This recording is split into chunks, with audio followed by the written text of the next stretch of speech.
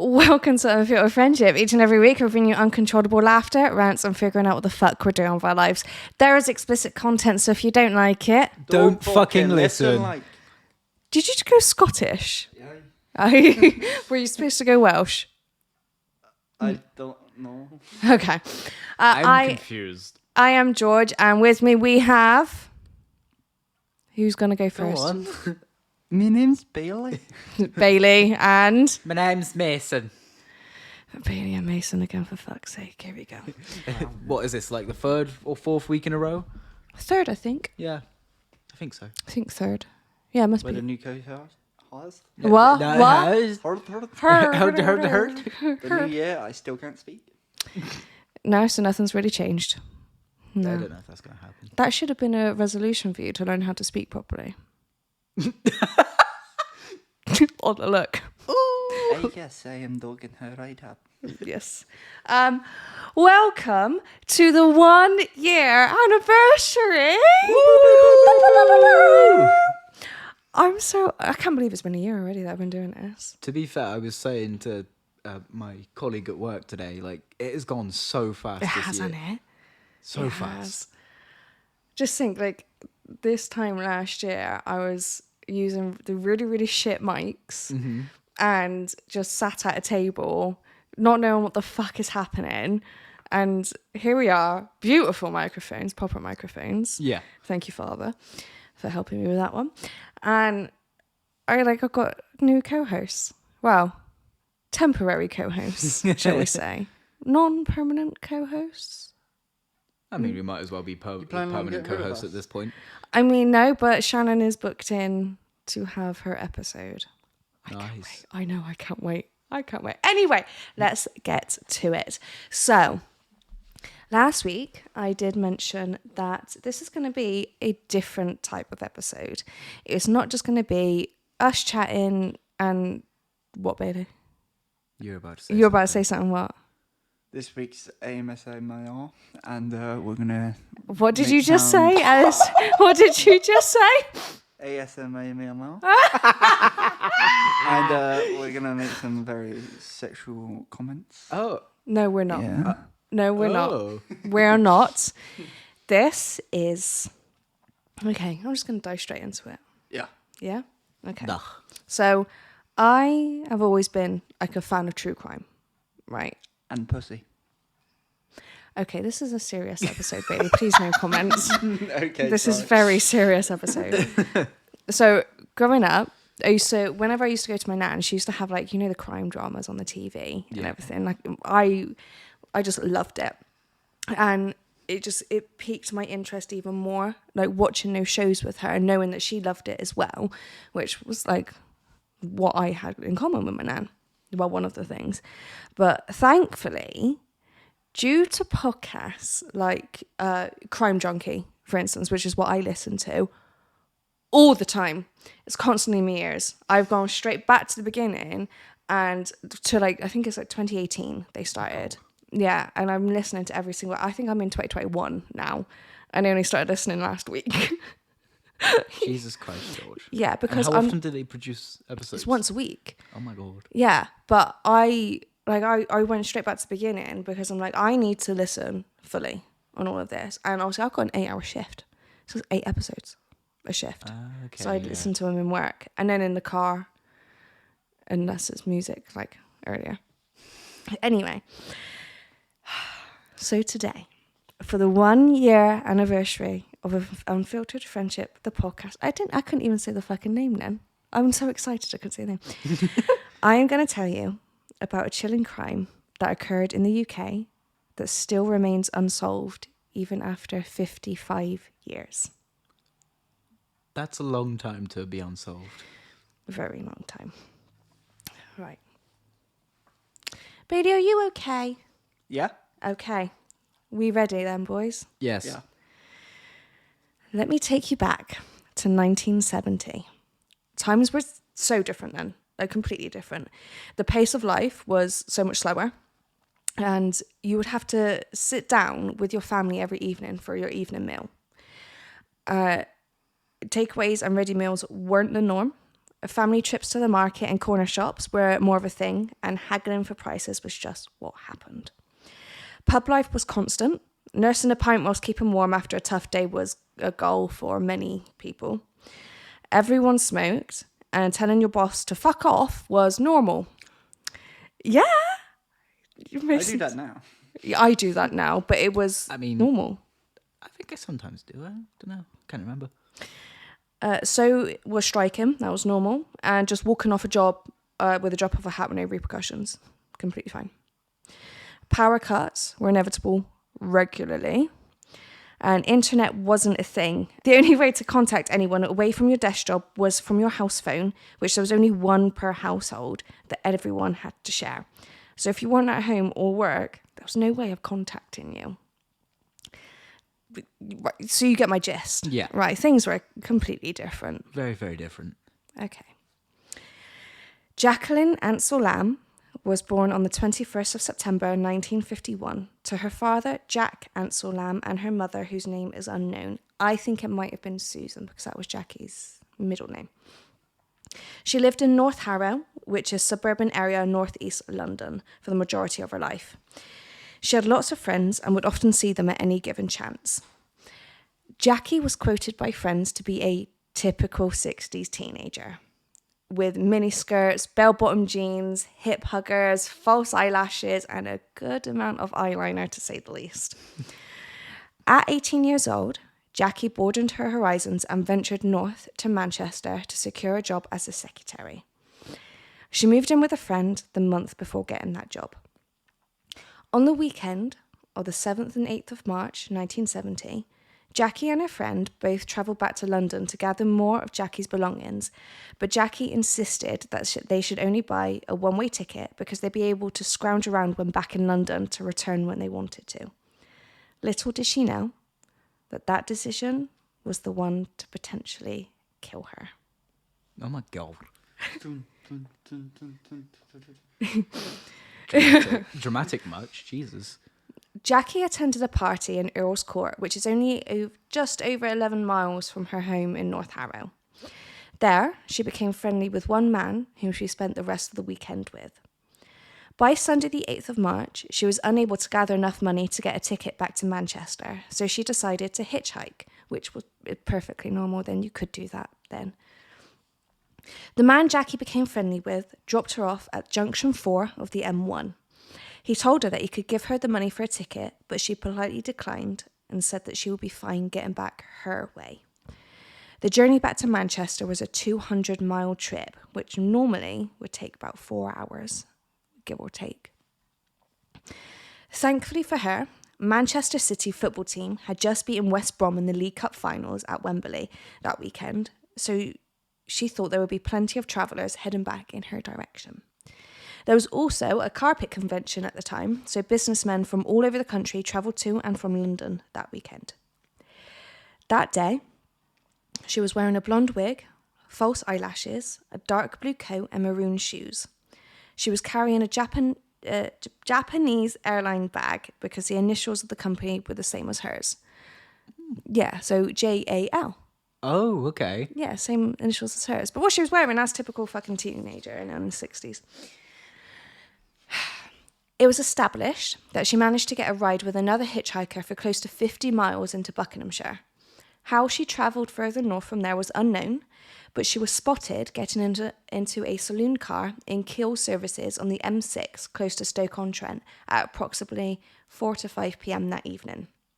This means that she was well on track to getting back to Manchester. At that point, she only had roughly about 50 miles left to go. Oh, okay. Not that long, right? The last known sighting of Jackie was at the Poplars Truckers Cafe. It's named different now. I can't remember what it's named now. But it's just off Junction 20 of the M6 near Cheshire between 9 to 10 p.m. A waitress called Delia Brown remembers Jackie vividly. Delia said, and quote, "I remember very vividly. A man come through the door. He went up to her and then came up for 2 coffees. He was smartly dressed, business-like clothing. Within seconds, I'd done a walk around and he was sat there with her talking. They were there for about half an hour. Then I remember them going through the door and it was a car she got into. end quote.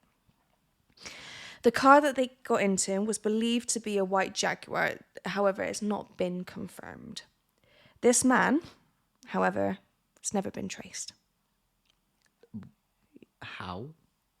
They couldn't find him. Never been traced. On the Monday, the 9th of March, Jackie was reported missing. So literally the next day, she was reported missing. She never made it back to Manchester. Nothing is really known about how her missing persons case is handled. It's not really publicised anywhere on what they really done.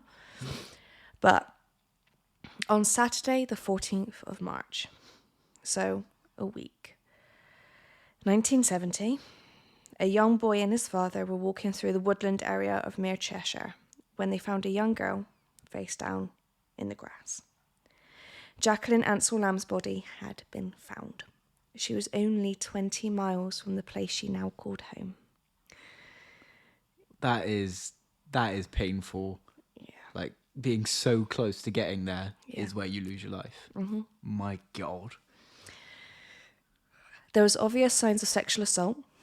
Her coat had been ripped off with some force, and her mini skirt was placed neatly beside her. Jackie had cuts and bruises, which meant she fought with her attacker, but her cause of death was strangulation with electrical flex, which was still left around her neck. Jackie's Japanese airline bag containing her diary was found nearby in the wooded area. Chief Superintendent Arthur Benfield soon led the investigation as to what happened to this young woman. As soon as the police knew her date of death, it wasn't too long until a nationwide investigation was underway. The exact date is unknown, but shortly after Jackie was discovered, another Manchester City football game occurred.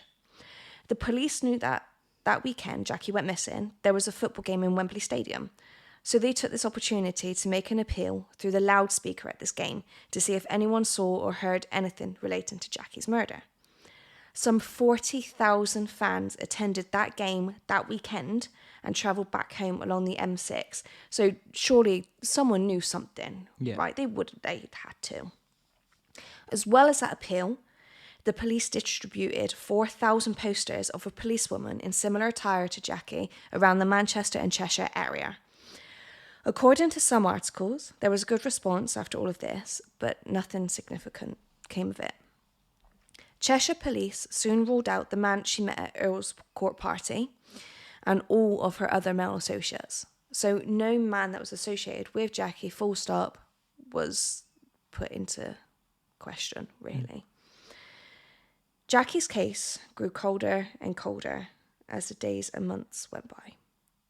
7 months later, Barbara Mayo set off on her last journey, which would change the course of this investigation.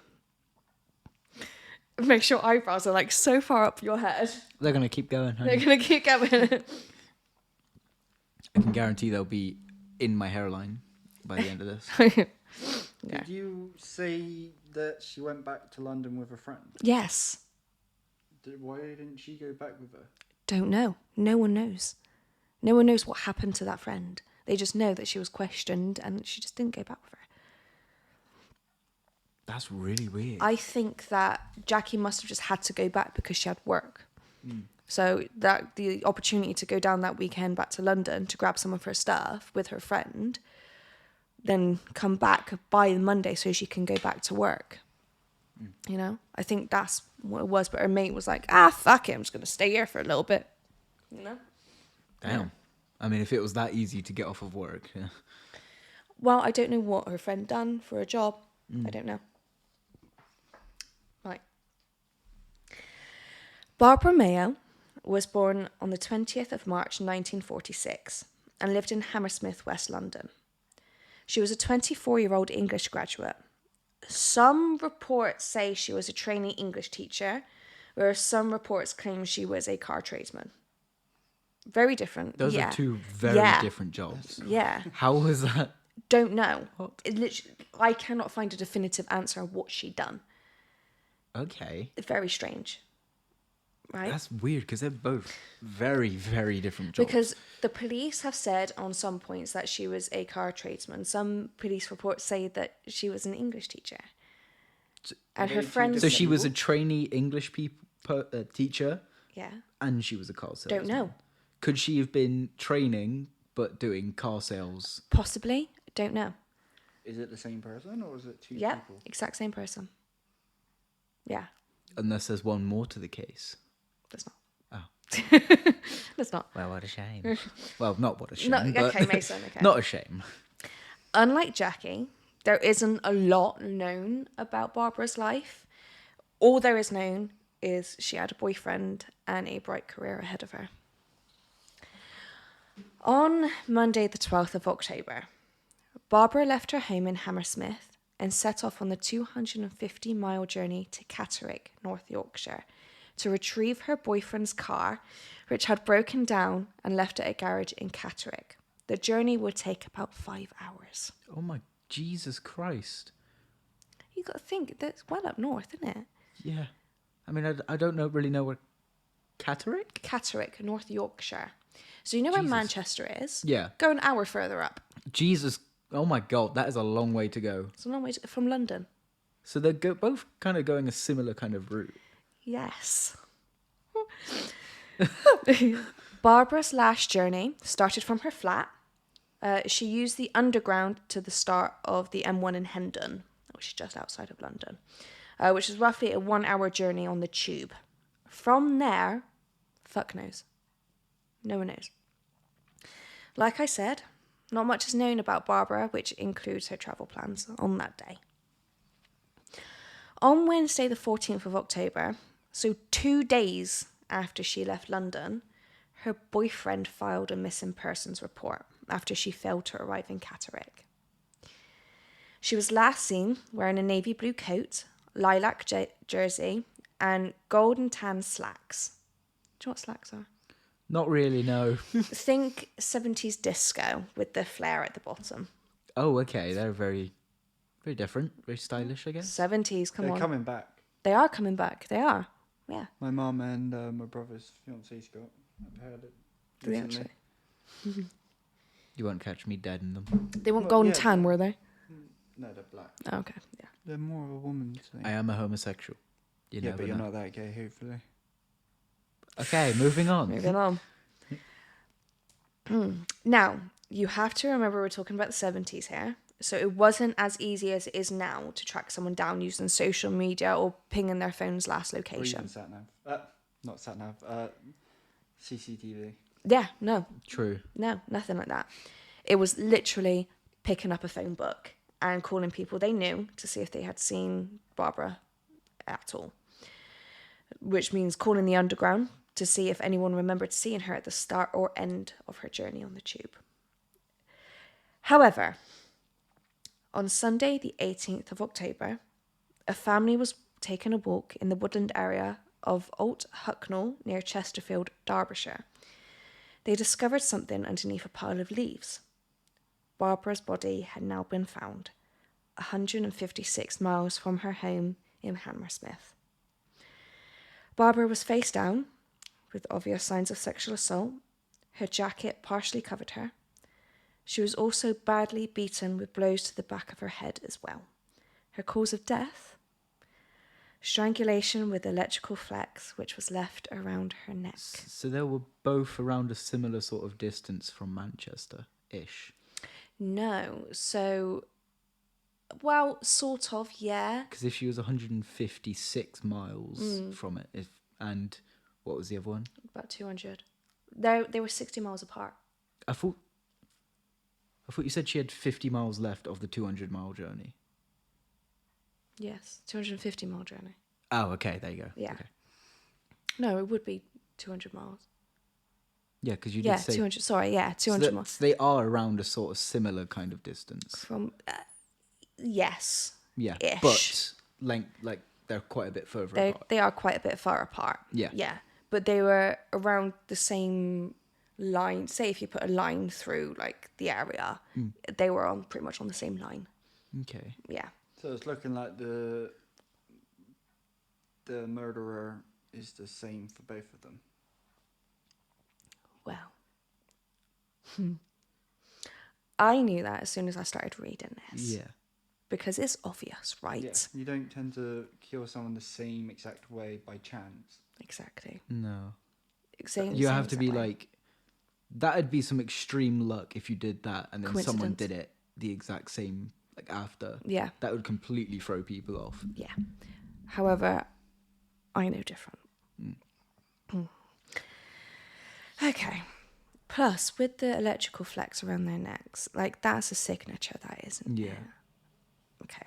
It's literally like signing off a diary, but with a person. Yeah. Despite a thorough search of the area, her bag was never found and has never been found. Okay. Detective Chief Superintendent Charlie Palmer. Detective Chief Superintendent Charlie Palmer was dispatched from Scotland Yard to Derbyshire and Nottingham to lead this massive investigation, which the police were then calling the biggest ever motorway hunt. Now, this is where I get confused with the Okay. case. The police shut down the 150-mile long stretch of the M1 motorway between London and Leeds. 1,500 police officers quizzed more than 125,000 people on that motorway and took more than 50,000 statements. The police even went as far as setting up checkpoints along the 150-mile stretch to ask drivers if they had any information they could use to help with this investigation. However, this whole thing wasn't until 2 weeks after Barbara was found. Okay. 2 weeks. It's quite a while. That's a long time, right? I mean, at least they've done something like that. Yeah, at least they did. 'Cause But 2 I doubt weeks? they'll do that now. Oh, it would be straight away, wouldn't it? Well, I'm not sure if they would close the whole motorway just to question people. Well, no, because we've got the technology and the information now that we can use to be able to just be like, keep the motorways open, but we need to talk to these people. Yeah. So, officers then launched a publicity campaign with posters all over Britain.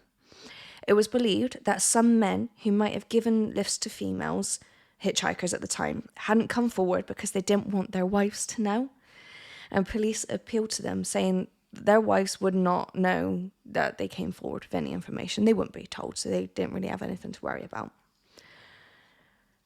Palmer created a reconstruction for the media of what they knew of Barbara's last journey. I have watched that reconstruction, and I tell you what, it's weird. It's weird.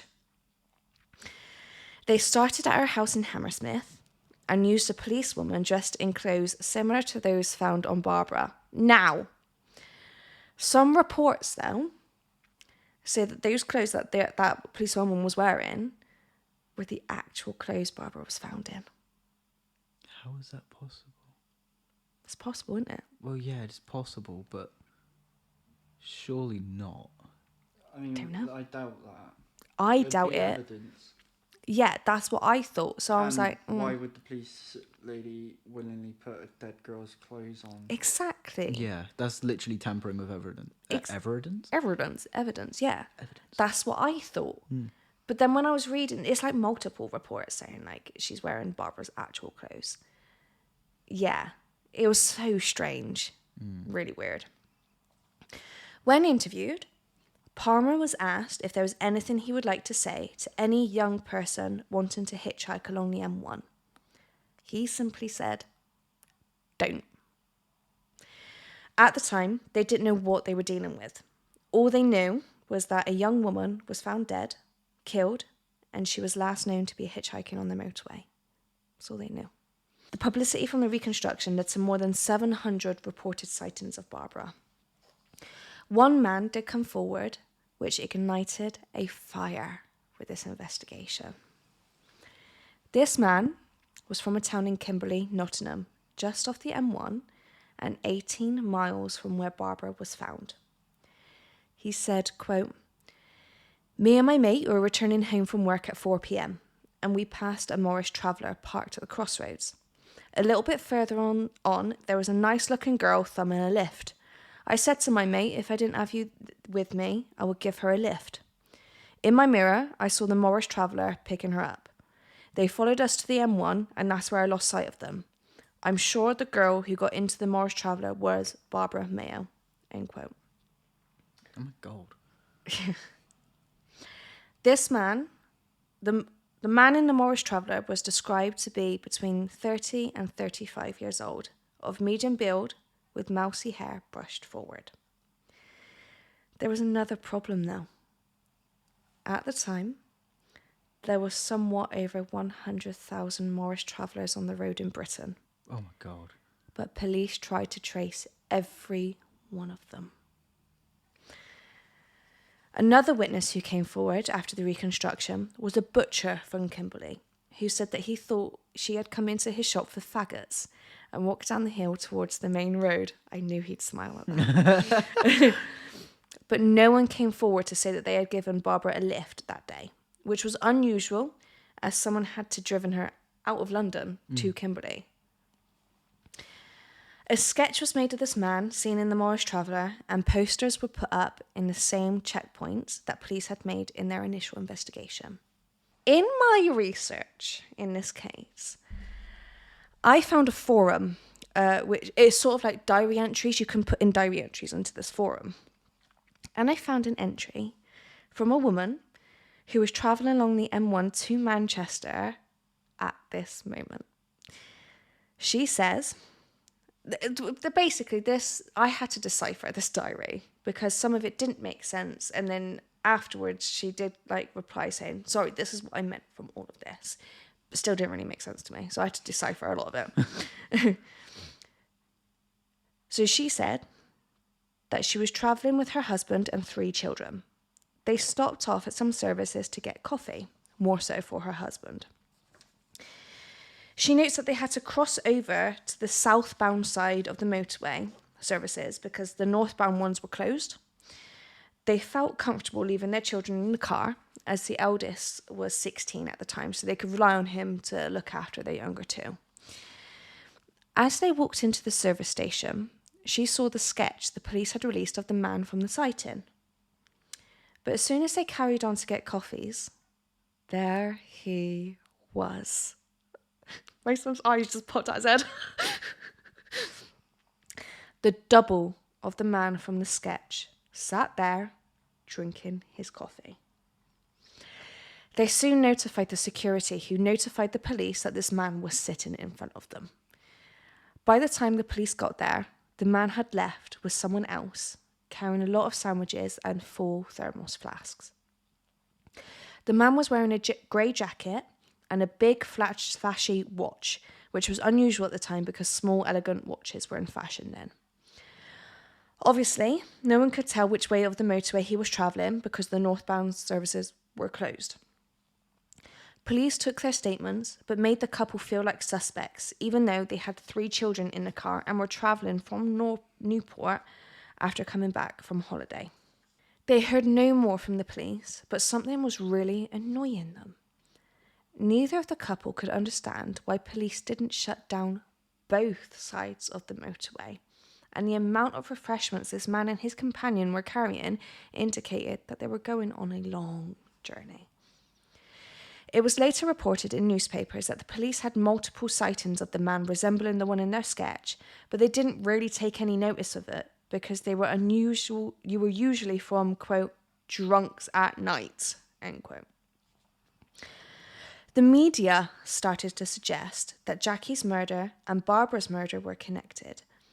It wasn't until then that the police confirmed that they were looking into links between the both of them.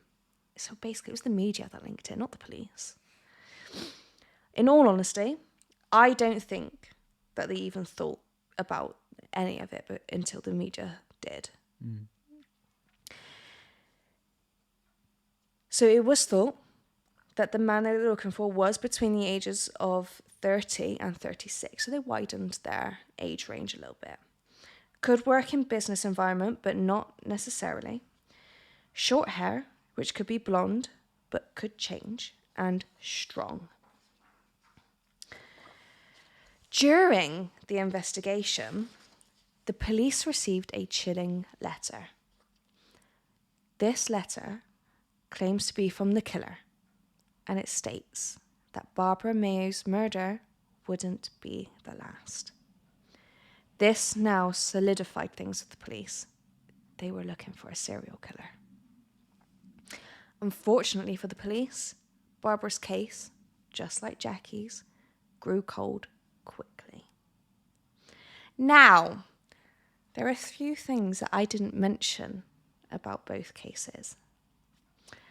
Carpet fibres were found on Jackie, and the crime lab said that it was likely that she was rolled up in a carpet and transported like that, rather than just being from the floor mats in a car.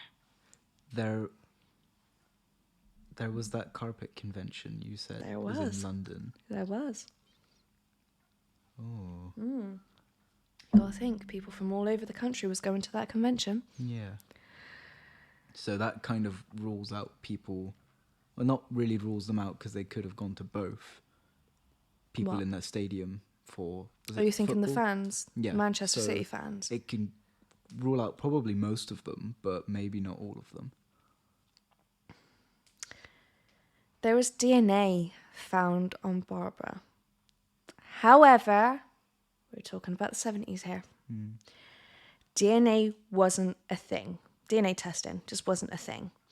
So we'd have to wait for the right technology to find out who it belongs to. And a witness who claims to have the most valuable information that the police seem to have overlooked. Before I dive into that information, I'm going to tell you about murders that made investigators all across the country drop whatever they were doing and hone in on finding a monster over the span of 5 years. This is relevant. Ah. Ooh. I like it. I like. On the 5th of July in 1975, 36-year-old Anna was walking alone when she got struck unconscious with a hammer and her stomach slashed. The attacker was disturbed by a neighbour, so he fled the scene, leaving Anna barely alive. Anna survived her attack after brain surgery, but she said, in quote, "I've been afraid to go out much because I feel people are staring and pointing at me. The whole thing is making my life a misery. I sometimes wish I had died in that attack." This was just the start of the horrific murders of the notorious serial killer known to the country as the Yorkshire Ripper. Do you know the Yorkshire Ripper? No. Not personally, no. For fuck's sake, Bailey. But do you know of? No. No. Okay. Peter Sutcliffe was convicted of murdering 13 women and attempting to murder 7 others between 1975 and 1980. He was called the Yorkshire Ripper, not only because of where he was and was from and where the murders took place, but also because of the striking similarities between his killings and those of Jack the Ripper. Peter Sutcliffe originally attacked women and girls in residual areas, but soon shifted his focus to those in the red light district because he was drawn there by the vulnerability of prostitutes and the lack of protection from police towards those women. That was also the main, not the main spot for Jack the Ripper, but it was main, like, kind of The motive. The MO. prostitutes and things like that for him. Yeah, it was, yeah. Sutcliffe was arrested in 1981 after being stopped for having false number plates. The sergeant on the case decided to follow a hunch he had and returned to Peter Sutcliffe's place of arrest.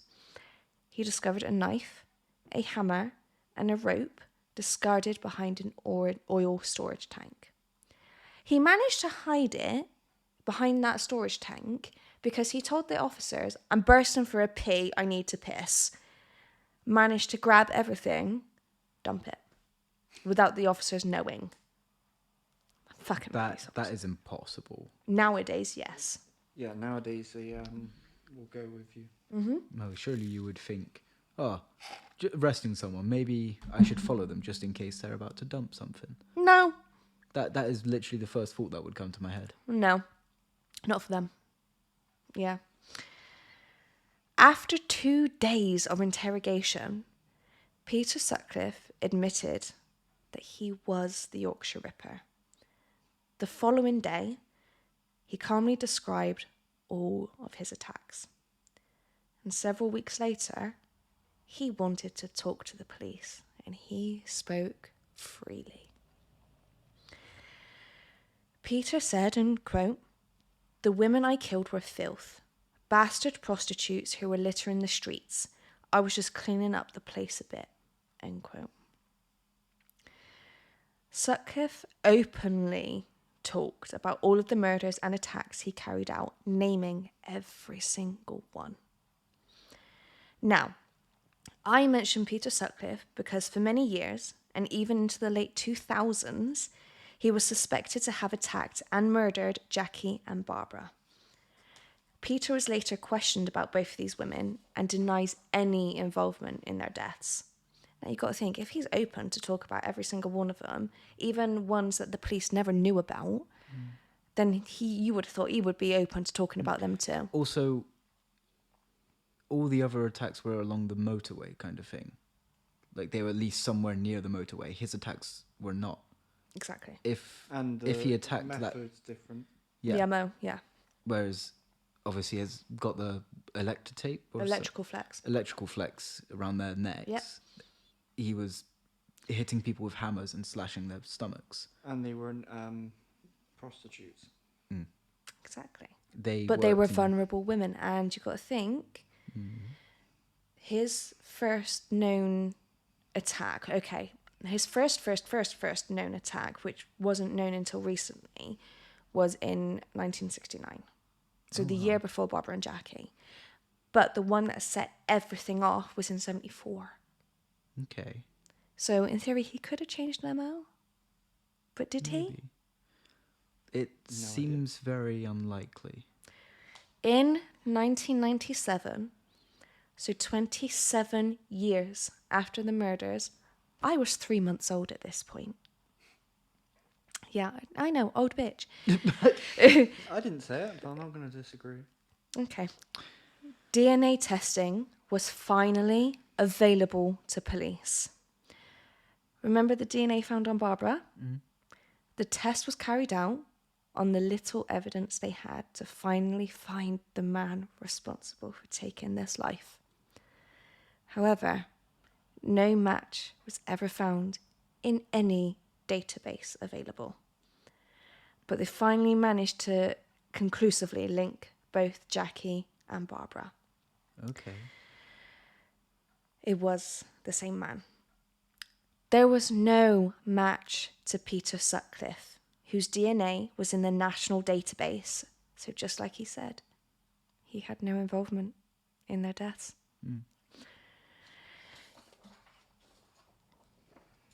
In 1990, so 20 years after the murder, police grew increasingly confident that these cases were linked.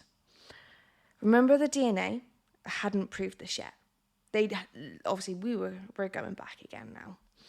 In January 1991, the lead investigators on each murder case from the two forces, Chief Superintendent Arthur Benfield and Detective Chief Superintendent Charlie Palmer, appeared on a joint appeal on Crime Watch, saying that although they were by no means certain that they were looking for one man, there were, quote, striking similarities between the cases. I've watched that Crime Watch episode. It's very strange to me. This whole case is very weird to me. A number of women came forward after the appeals to say that they had been sexually assaulted in the same area where Barbara was last seen shortly before or after her murder. No reports have been published about whether or not the police followed up with anything. So, remember I said about that witness who had crucial information? Yes. Well, I took a deep dive into this case, which brought up an unfamiliar suspect. In my opinion, this is my opinion. A witness at the time of the investigation told police about a man acting suspiciously in a Morris Traveller car with the registration TTV454H. Normal reg back then. The man said, quote, "The reason why I remember their number plate so well is because mine is very similar," end quote. As far as I could research, nothing was done about this in terms of investigation. You're looking very confused, mates. Not confused, just concerned. This number plate has been linked to a man named Donald Nilsen. Donald Nilsen was known as the Black Panther. He was an armed robber, kidnapper, and murderer. An Avenger. Oh, for God's sake. Born in 1936 in Bradford, Yorkshire, making him 34 at the time of Jackie and Barbara's murders, Donald committed a string of robberies starting in 1971, as far as we can tell. It has been reported that the total number of robberies he committed was in the 400s. Christ. It was said that he started with simple house robberies, but because the income from them was low, he was going to change it up a little bit.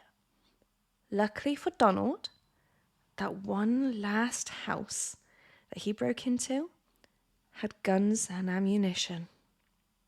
From there, he escalated his crimes by robbing small post offices at gunpoint. In 1974, during the post office robberies, he fatally shot 2 sub-postmasters and the husband of a sub-postmistress, as well as brutally beating sub-postmistress Margaret Grayland. He then went on to kill Donald Skepper in Harrogate, North Yorkshire, in February 1974, Derek Aston of Baxenden, Lancashire, in September 1974, and Sidney Grayland in Langley, West Midlands, during November 1974. He went on a bit of a spree. Now, the only known kidnapping performed by Donald was that of 17-year-old Leslie Whittle. Leslie was the daughter of a coach transport business owner, George. George has left his entire fortune to his mistress and their children, including Leslie. After reading about the massive dispute over George's will, basically the whole family was like, "No, I want more. No, I want more." Donald planned for 3 years to take some of that fortune for himself. On the 14th of January, 1975, Donald entered the Whittle house in Highley, Shropshire, and kidnapped Leslie from her bedroom. Donald made a ransom demand instantly to Leslie's family. How did he make that demand? He left a note in that house that night he took Leslie. He wanted £50,000, but because he thought that they wouldn't miss a chunk of money like that, he thought, fuck it, do it anyway. Multiple mistakes and other circumstances, including policing errors, led to Leslie's brother not being able to deliver the money on time. Nearly 2 months after Leslie was taken, on the 7th of March 1975, the body of Leslie Whittle had been found, hanging from a wire at the bottom of a drainage shaft where he had tethered her in Staffordshire, 40 miles from her home. Leslie's cause of death was from vagal inhibition, not strangulation. She fell, and the shock from the fall down the drainage shaft caused her heart to stop because of the pressure from the vagus nerve being damaged. Because the vagus nerve literally runs throughout your entire spine, up into your heart, your jugular, everything. It's a massive nerve in your whole body. There were some people who thought that Donald pushed her down there, whereas others state that he might not have even been there at the time, having fled after the failed ransom attempt, thinking that the police were closing in on him. When Leslie was found, she was only £98, so 44 kilos. Her stomach was empty, and she had lost so much weight that you could see her ribs and her muscles had been wasting away. The pathologist stated that she had not eaten for a minimum of 3 days, which is the length of time that it takes food to pass through the body. But the duration of starvation for Leslie is likely to be much longer than the minimum 3 days. It wasn't until December of 1975 that Donald was captured. He was stopped by police for acting suspiciously and pulled a sawed-off shotgun on the 2 police officers and forced one of them into the back of the car and the other into the driver's seat. Donald then climbed into the passenger seat and pressed that shotgun onto the side of the driver's arm. Bear in mind, these are both police officers. They only travelled 5 miles until that police officer in the back seat made his move. Whilst the driver swerved at an intersection, the other officer pushed down that shotgun in Donald's hands and the driver slammed on the brakes. The shotgun went off. Luckily, it only grazed the hand of the backseat officer and the driver jumped out yelling for help. 2 bystanders quickly came to their rescue, and after a scuffle and a fight, Donald was now in police custody. It wasn't until later that his fingerprints were linked to all his other crimes, but the police desperately wanted to find Donald's car. Because he's been travelling all over the UK in this car. Where the fuck is this car? So the number plate spotted in Barbara's case? Well, Donald, crafty man. He used that same number plate on a Morris Traveller, a Morris 1300, Austin Princess, and a Vauxhall. He changed the number plates for each car. The police got a call about a suspicious car and went to investigate it. A Morris 1300. The number plate read out to be TTV 454H. The car was locked and the tax disc was registered to another car. They were soon able to open the car. Do you know what they found? Carpet. Electra. No. Plastic sheeting, rope, petrol, a torch, and 4 envelopes containing package tape. That's it. That's all they found in that fucking car. I know you're thinking, okay, but apart from the car, how does the murders of Jackie and Barbara fit Donald's MO? Are you thinking that? Because you're thinking he's just doing like robberies and everything, right? Is it the witness? Hang on. Donald doesn't have an MO. You see, Donald said himself during interrogation he would stick to one MO for a few weeks, then change it up once the police thought they were catching on to a pattern. Fucking Smart. crafty, right? He would do things during the robberies that made police think that they had their guy. Then he would stop that altogether and do something else purely to confuse them. It was a game to him. Donald didn't have any remorse for anything he had done at any point in his criminal career. But he was never thought about within the investigation of Jackie and Barbara's gruesome murders. Never even a consideration. And how long were they 2 apart, like years-wise? What do you mean? As in, like, their deaths? 7 months. 7 months. And this was a few months before the start of his known robberies, but it's been reported that he could have started well before that. And if he likes changing it up, maybe that's why those 2 are different. Yeah. And he's a murderer, convicted murderer. He isn't afraid to do anything. So how long has the kind of, like, the area, like, what's the size of the area that he's, like... All over the UK. Oh, okay. So it's literally Not just been... one space. So... See, you've got to think, when he kidnapped Leslie, she was found 40 miles from her home. So from the sounds of it, if it was him, the closest are The first one and the second one. What, Jackie and Barbara? That's the one. Don't know. In August of 2001, police made an appeal on the televised show Britain's 10 Most Wanted Murderers. Nothing came of that. Throughout the years, many people have speculated who could have killed these women, but just as police get close to a suspect, they're ruled out by DNA.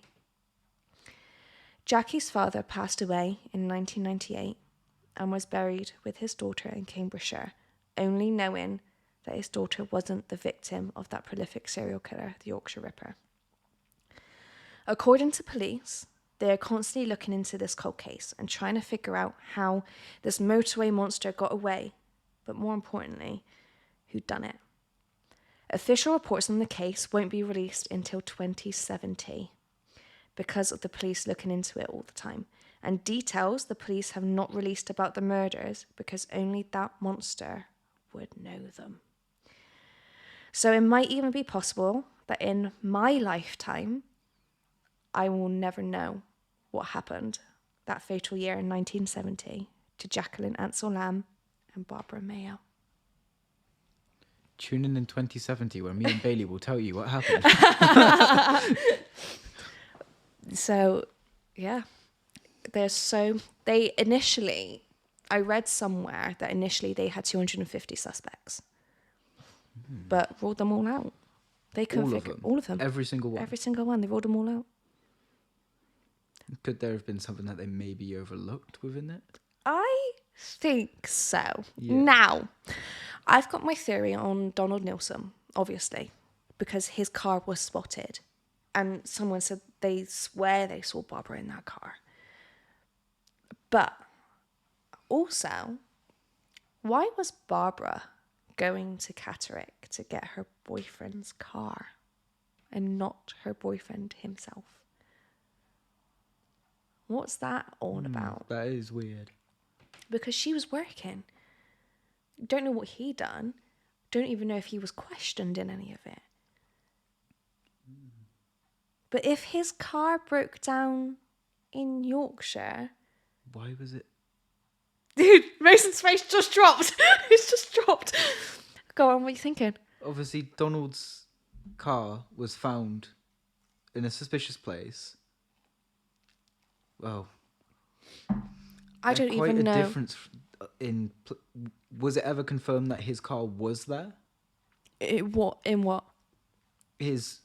Her partner's car. Was it Yeah. ever confirmed that it was there? Well, the reason why they knew that Barbara didn't make it there was because the garage called her boyfriend and said, dude. Okay, it's in a garage. It's in the garage. Okay, that completely rules out what I was just thinking. Go on, what were you thinking? Because obviously Donald's car was found in a suspicious place, just left there. So you're thinking that Donald was Barbara's boyfriend? Potentially. No. But No. Donald, I think he just got separated from his wife. He had a daughter. Yeah. Okay. Yeah. All right, yeah, Completely that completely rules out unrelated, what yeah. I was thinking. But I thought I had something then. I know. No, mate. Sorry. But I'm thinking, why was his car in Yorkshire? They lived in London. That is a long, Why was it up there? long way to go. It's a 5-hour journey. Why was it up there? Like, surely there had to have been some other garages around. It broke down up there. But what was he doing up there? Did they both go up there? Did they go on like a holiday or a trip? Don't know. No one knows. This is what I mean. Not a lot's known about Barbara's life. Surely there has to be something within there that someone knew.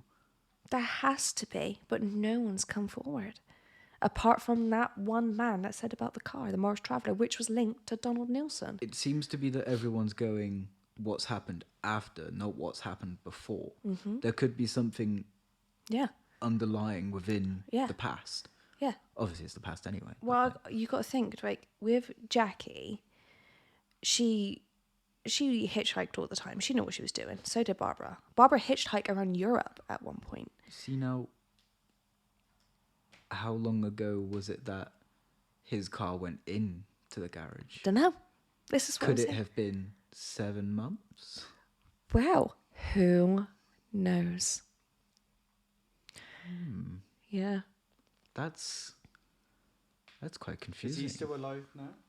Don't know. I doubt it. How old? Do we know how old?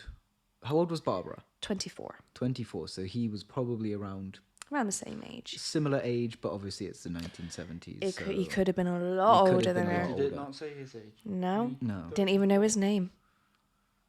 See, Donald Nilsson was 34. Yeah, is he still alive? No, he died in 2011. Oh, okay. Did they ever question him on the two? Nope. Like I said, that link with the car, never investigated. Not even a thought in the police's mind.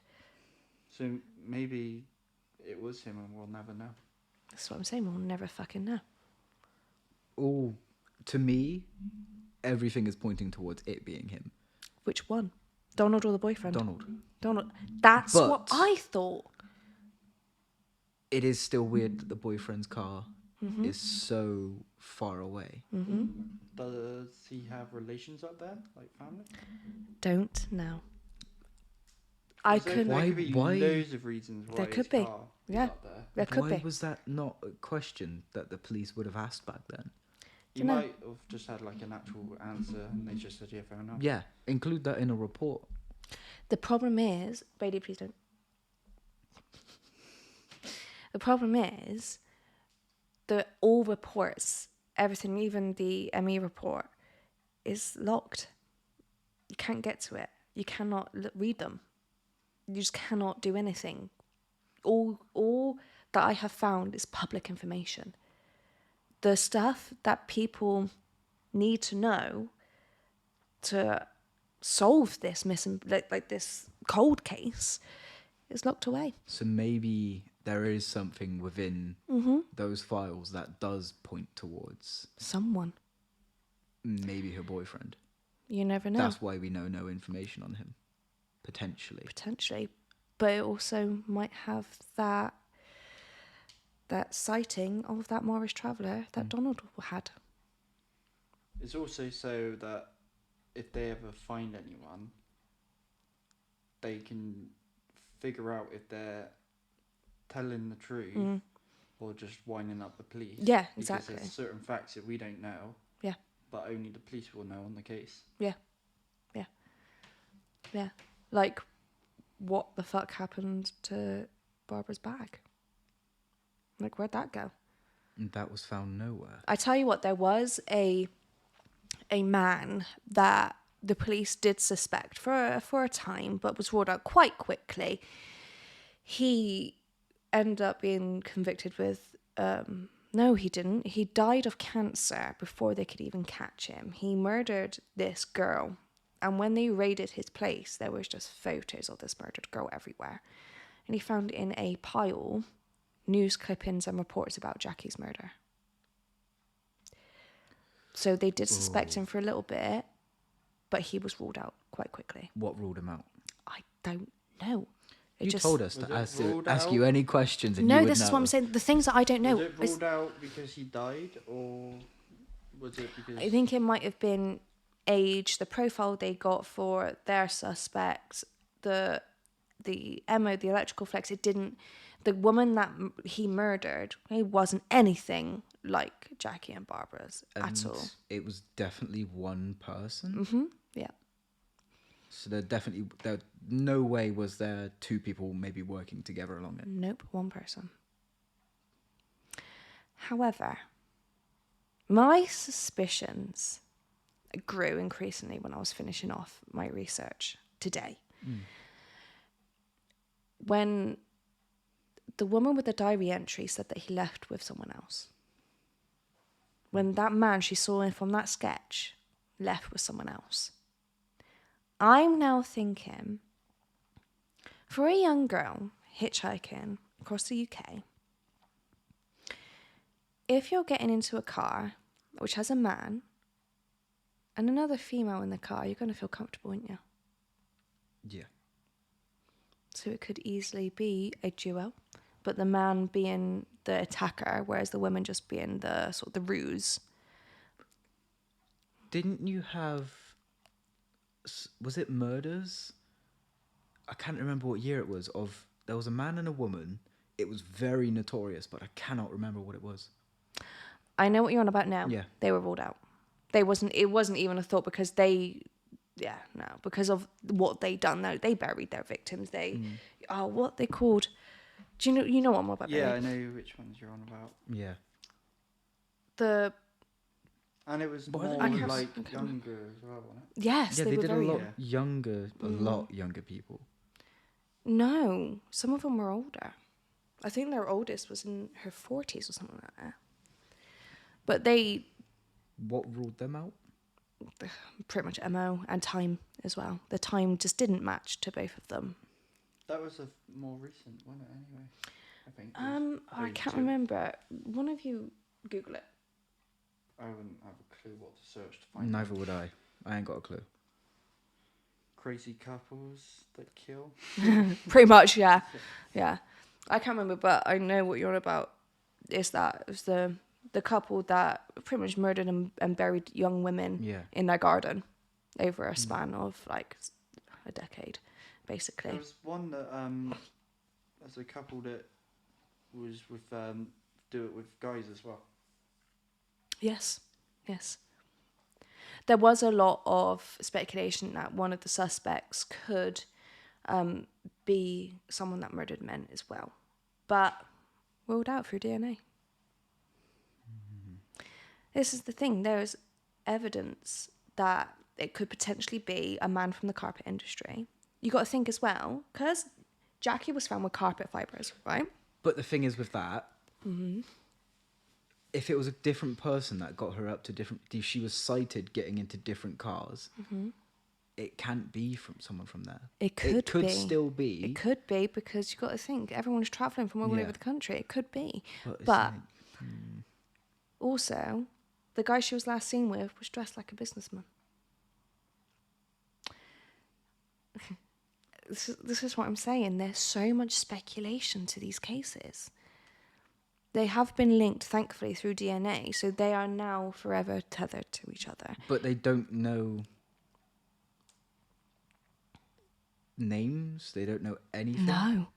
Obviously, in these police reports, there will be the names and everything of the investigation, but because no one can get to them, I just find it very strange, right? This is what I find strange, is how I could find out so much about Jackie, but so little about Barbara, but so little about the investigation with Jackie, but a lot of the investigation with Barbara. It's like they opposite each other, which is weird to me. And obviously I found out Jackie's dad's name, for fuck's sake, where they were buried, everything. Found fuck all about Barbara. There must be something hidden within each. There definitely is. Definitely is. There has to be some kind of past or something like that happened with them both of them. Yeah. Because you got to think, like, so much has been covered by red tape for the police. Because, did you know, after 30 years of a case, if it's solved, after 30 years, you can go into the National Archives and find all reports. I went into the National Archives, and there has been so many requests saying, I figured it out. Can I please see these reports to see if I am correct? And the police are like, fuck no, fuck off. So it's, no one can know. No one knows. The only people that know are pretty much those two lead detectives and the ME. Are they still alive? Yes, but they're not on the case. Obviously, they're all retired now. Yeah, of course.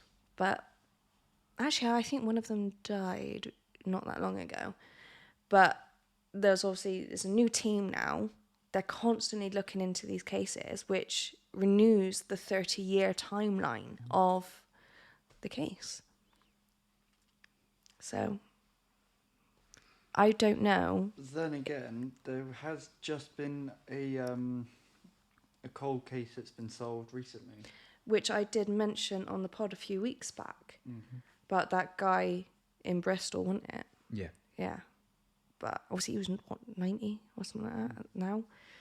But it could potentially get solved, but I don't think it ever will. Because there's so much red tape, there's so much complication with this case. But obviously the police have a constant open line to anyone that knows or knows people that knew what happened and just hasn't said anything. They are constantly looking for information and help to solve this case, because these young girls, they deserve to be at peace, right? Knowing that their killer either was brought to justice or died. Like, there's going to be a lot of people in like family as well that are going to be like. But this is the thing: they were both young. They didn't have kids. They didn't have that life yet that they were most probably planning. Like, you got to think, Barbara had her boyfriend. They might have been planning to get married, have kids someday. Jackie was just free. Jackie was living her best life. But, like, you never know. It could have happened. But would the families even know that they're related? Like, now? I expect so, because it would have probably been in the news when they first linked them. No, I mean, like, now. If people in their family that are alive now... Surely there must be some way, because obviously you'll hear it as the family goes down. Yeah. You'll The generational, kind of like, this is what's happened. This is what's happened. Yeah. Like, maybe one day one of them will hear something and be like, that's where that happened. That's who did this. That's what happened. Possibly, but we might never know. Wow. Yeah. So that's it for this week's 1 year anniversary. I hope you enjoyed that, because I'm going to be thinking about this for a very long time. You got to think, how long have I been doing this? How long I've been looking into this? But come back next week. We're most probably going to be back to normal next week. So I just wanted that little break, you know, and get It was nice. Switch up a bit. every now switch and up a then. bit, yeah. If anyone that listens wants me to do that like once a month, like I think that would be good. I think I might, you know. I would happily come on here and do that. I love like crime and things like that. Not doing crime, but No, obviously, like the true crime stories and everything. But yeah, if people want me to do that once a month, then I would happily do it. Just let me know. Write in, email unfilteredfriendship@gmail.com, or drop me a WhatsApp on 0759 111 5523. Spread the word about this podcast. Don't forget to follow on TikTok. Follow on TikTok, everybody. TikTok and Instagram, Unfiltered Friendship, the podcast. Rate 5 stars if you're on Apple. If you listen on Apple Podcasts, please rate 5 stars. Actually, on Audible is now you can as well. Oh, yeah, I know. Nice. I didn't know that. I found that out the other day. I know, couldn't it? So yeah, tell people about this podcast and let me know if you want me to do a true hello. Who didn't put their phone on silent? Wait, who is it? Just my boss. What, Mason's dad? No, other one. No. The other one. Yeah, so let me know if you want me to do this once a month. I would happily do it. And if you think of any that you remember, or if anyone has a story in the actually worldwide, let's go for the world, baby. Yeah, why not? If there's a cold case that people want to know about and want me to research, because I love doing it, I loved it, please let me know. Just tell me a name and I'll be there. And tell me a year, because it might really help me, to be honest with you. Yeah, that'd probably be a good idea. Be a good idea to tell me a name. But yes, so come back next week. We're back to normal. And I don't know if you two are going to be on. I have no clue. We'll soon see. Yeah. Thank you for listening. Thank you. Bye. Toodles. Bye.